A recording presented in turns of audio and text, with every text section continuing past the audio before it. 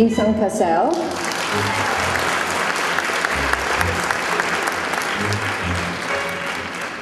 La straordinaria Natalie Portman.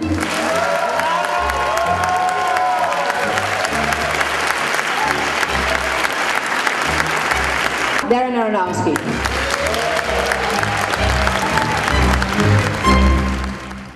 I had the craziest dream last night about a girl who was turned into a swan, but her prince falls for the wrong girl and she kills herself. He promised to feature me more this season. Well, he should. You've been there long enough. And you're the most dedicated dancer in the company. Our new swan queen, the exquisite Nina Sayers. I'm Lily. You're gonna be amazing. Watch the way she moves. Sensual. She's not faking it.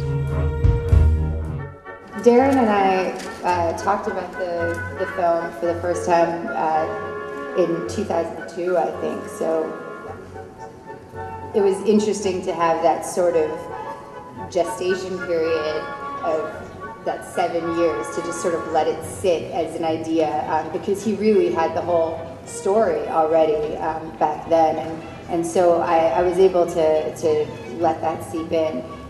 Physically, I trained starting a year ahead of time, and then the 6 months prior to the film went into sort of hyper training where I was doing 5 hours a day of both ballet and cross training with swimming, and then the few months before was when we started getting into the choreography. And it was very extreme, and the mindset during the film was just extreme sort of discipline and focus and obsession, which was fantastic. I mean, when I started to think about doing Black Swan after The Wrestler, I very much saw them very related to each other, because the more I looked into the world of ballet, I actually started to see all these similarities to the world of wrestling. They both have these performers that use their bodies in sort of extremely intense physical ways.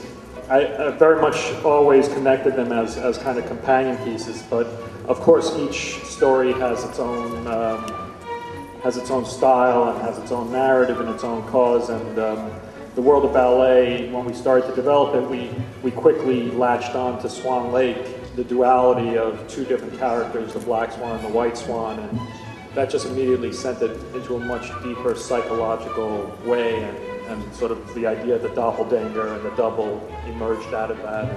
That's sort of how it started to grow. In 4 years, every time you dance, I see you obsessed, getting each and every move perfectly right, but I never see you lose yourself.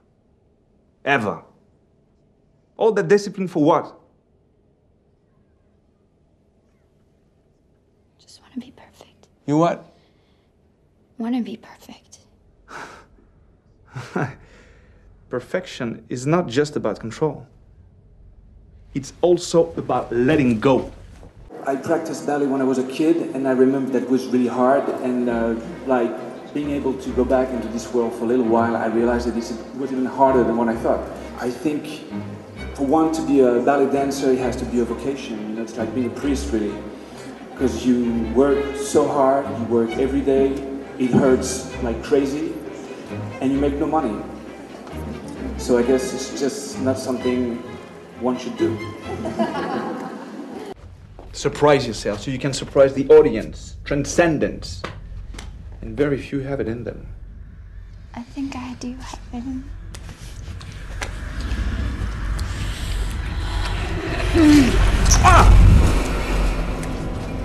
You bit me? I can't believe you bit me. I'm sorry.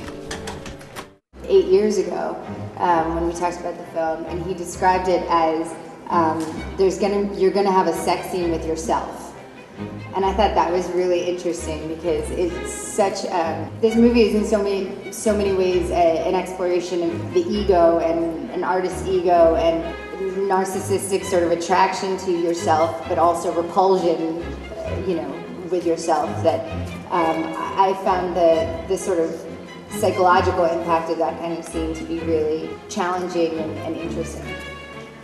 Actually, my recollection of that 8 years ago is a little different. I remember telling her, yes, there's going to be a sex scene between you and yourself, and she said, why? And I said, I haven't figured out why, but I just know it's going to be a scene. So. Seduces! Attack it! Attack it! Come on!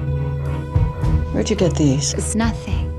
You sweet girl. Black and white was going to be a very, very big element of the film because of the Black Swan and the White Swan, and how Natalie's character transforms into that. And then, of course, Vincent's character was somewhere in the middle and floating between. And so we broke down every scene and talked about blacks and whites and grays and where it should be. And then pink is just a natural color for ballet, so we couldn't escape pink. I mean, so we knew pink was an important part, and we decided to connect pink with the innocence of a dancer, because it's usually, you know, seen as little girls like pink.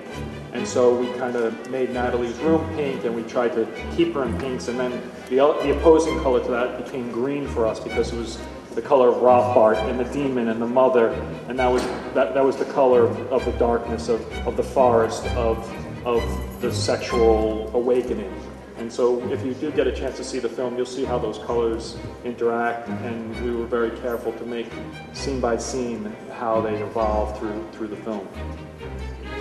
I see the White Swan as being very sort of the one that is trying to please, the one that is always trying to be the person that she thinks other people want her to be, and the Black Swan as pleasing herself. And obviously in this film, the Black Swan pleases herself in a very dark way. But yes, I aspire to more expressing myself for my own purposes, not in order to satisfy other people's wishes for me. So it's hard for teacher.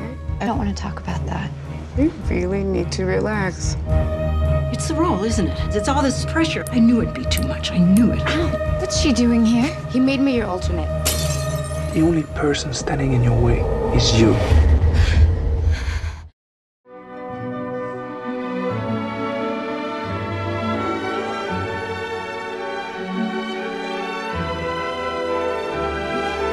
It's such a huge honor that chose us to open the festival, because it's the greatest festival in the world and the oldest festival in the world, and it's one of the most beautiful places on the planet. So it's a true honor to be here for all of us.